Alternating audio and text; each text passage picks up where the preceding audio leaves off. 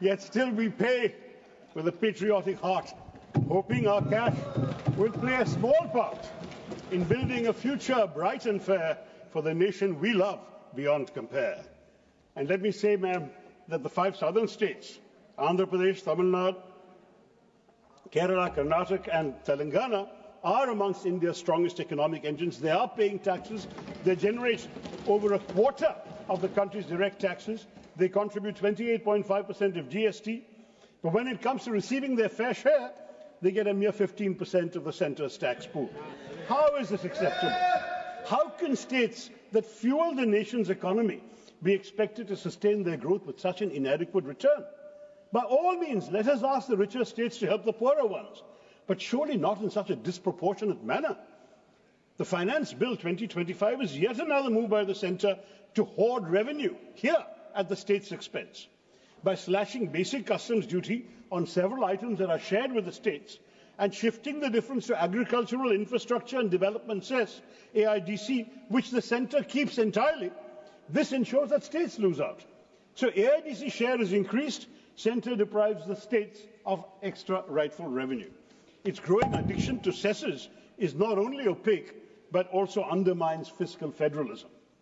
And yet, for all its love of cesses, there's one the centre just can't seem to stomach: the GST compensation cess, which was intended to offset the loss of revenue to states after the GST implementation and has been extended only till March 2026. That money actually belongs to the states. States have repeatedly demanded that their share in vertical devolution be raised from 41% of revenues to 50%, a reasonable demand, but one that continues to be ignored. And what happens when states have grievances? Nothing. Once the Central Finance Commission submits its report, it dissolves, leaving states with no constitutional mechanism to challenge or negotiate their share. Where is the accountability? We could have had an independent fiscal council to serve as a redressal body, ensuring that states have a say in how their hard-earned revenue is allocated. And I urge the Finance Minister to consider such a method, because shouldn't those who contribute the most to the nation's economy have a voice to receive a fairer share? Or can the cycle of economic injustice just continue unchecked? Let me turn, Madam Chair, to my own state, because Kerala's share of tax out of the divisible pool seems to be on a permanent downward slide, from 3.8% under the 10th Finance Commission, 1980 to 85, to 3% in 2000 to 2005, and now under the 15th Finance Commission, it's down to a mere 1.9%. 18,000 crores lost since the last one. Now, this is for a state which is struggling to meet routine expenditures and is sinking into debt that has now crossed 4 lakh crores. But always the expectation of Kerala seems to be pay more, receive less, and somehow keep thriving. Now, amid this financial crunch, Madam Chairman, when the state government sought 4,500 crores in special assistance to tackle coastal erosion, rehabilitate fisherfolk through the Punargehem project, modernize fishing harbours, was given no response. Lakhs of poor fishermen are left struggling under a trifecta of crises: low prices for their catch, depleted fish stocks due to overfishing, the removal of kerosene subsidies by this government for their boat engines, and yet no relief package has been announced. Even Kerala's 1,000 crore rupee request to address human-wildlife conflict was ignored. Part of a larger pattern of neglect evident in the plight of the people who are victims of wildlife attacks, fishermen left adrift, ASHA workers still deemed volunteers despite their critical role, and key projects left unfunded. While the centre has earmarked 25 lakh crore for the states, Kerala receives less than 40,000 crore, a drop in the ocean. The state also failed to secure a 24,000 crore economic package for financial stabilisation and the much-needed aid for the Vilnius port project in the current budget. All we have got, and that too after the intervention of the Honourable Governor, is a loan of 5,900 crores and no grant. Apparently, when it comes to equitable financial support, Madam Chairman, some states are more equal than others. Now, the centre's masterclass in delay tactics continues. Wayanad's landslide victims are still waiting for aid that never seems to arrive, despite the Kerala High Court actually urging the government for immediate action. The state government conducted a post-disaster needs assessment and estimated that 2,220 crores was required for recovery and reconstruction. submitted to the centre on November 13th, 2024. Nothing has come. And this is supposed to be urgent disaster relief. I ask you, Madam Chair, instead of releasing much-needed funds like this, the centre still insists that Kerala must first exhaust its own balance in the State Disaster Response Fund for all other disasters before receiving any help for Wayanad. All this while thousands of lives and livelihoods are at stake. But it's part of a larger pattern of neglect and unfulfilled promises.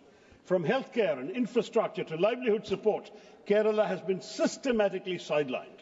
I've been pleading in this House many times for help in addressing the severe coastal erosion problem. My own constituency has lost 64 square kilometers of territory to the sea while I have been MP. Bharat Mata ki dharti, lost forever. But the centre says it's not their problem, and the state says they have no money for the sea walls and groins needed to save our coast. Beaches where youth played football or cricket in my first years as an MP have disappeared today, man. Who is going to help us? And key projects that could transform Kerala's infrastructure and economy continue to be stuck in limbo. The All India Institute of Medical Sciences remains a mirage despite many years of repeated requests. 22 aims have been sanctioned across India. Keralites are still waiting. Similarly, the National Institute of Speech and Hearing in Thiruvananthapuram was promised an upgrade to a national university for rehabilitation and disability studies in the union budget of 2015-16. Explicit commitment, 10 years later, no action. A promise to establish a national university for Ayurveda in Thiruvananthapuram has recently materialized in Gujarat. It seems that where Kerala is concerned, promises are easier to make than to keep. Now, while these delays and denials are Kerala's burden, other aspects for other states, for all our country, the Indian economic landscape is very worrying. The economic survey suggests that foreign investment is moving 2 minutes, ma'am. But in fact, net FDI has been slowing year after year, and outflows are surging. In just April to October last year, a whopping $34.1 billion left the country through disinvestment and repatriation, which is an increase from $26 billion the previous year. India's share of global FDI, even excluding China, is shrinking. But sure, let's keep celebrating token investment announcements while the real money quietly walks out of the door. And it's not just foreign investment that's pulling back. Indian private investment has also been shrinking from 25% of GDP in Dr. Manmohan Singh's time, 2008, to just 13-14% of GDP since 2020. What's the culprit? Weak domestic demand that has dampened confidence and kept businesses from putting their money back into the economy. And we still expect to believe that everything is nice on track for Viksit Bharat. Where are the decisive measures to drive export-led growth, to seize the China +1 opportunity, to revive investments in manufacturing? Does India not wish to absorb the capital leaving China? What are we doing about it? We are abandoning PLI, and this bill offers nothing new to inspire economic confidence. Ma'am, just finished. The service sector alone cannot drive broad-based growth. Industrial expansion is essential to create jobs and build economic resilience, and we must say that there is no large national strategy in this bill to achieve that. To conclude, Madam Chair, we are left with a finance bill devoid of vision and lacking in resolve.